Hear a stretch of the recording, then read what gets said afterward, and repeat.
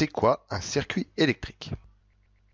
Un circuit électrique contient obligatoirement un générateur qui apporte l'énergie au circuit et au minimum un récepteur qui utilise l'énergie pour produire de la lumière, un mouvement, etc. Le générateur, au sens général, est associé à ce symbole. La pile, qui est un générateur particulier, a son propre symbole. Voici celui de la lampe, puis celui du moteur, celui de l'ADEL, de la résistance, et enfin les symboles de l'interrupteur, ouvert et fermé.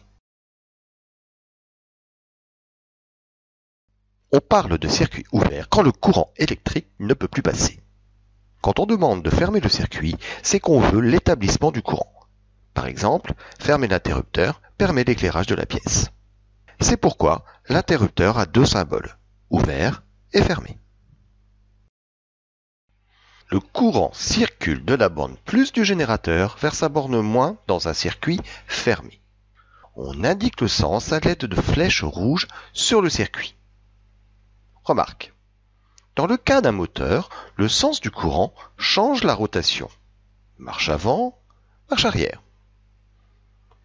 L'ADEL, elle, ne laisse passer le courant que dans un sens. Elle le bloque dans l'autre cas. Pratique pour imposer le sens du courant.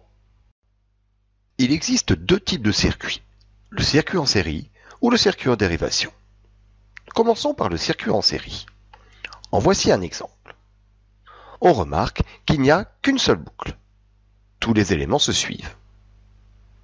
Si un des éléments est retiré ou en panne, tous les autres s'éteignent. Voyons maintenant le circuit en dérivation. En voici un exemple.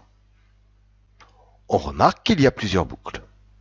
Si un des éléments est retiré ou en panne, les autres continuent de fonctionner.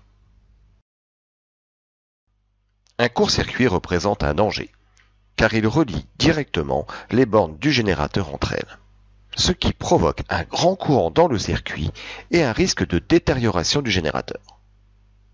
Cela peut aller jusqu'à l'embrasement du conducteur.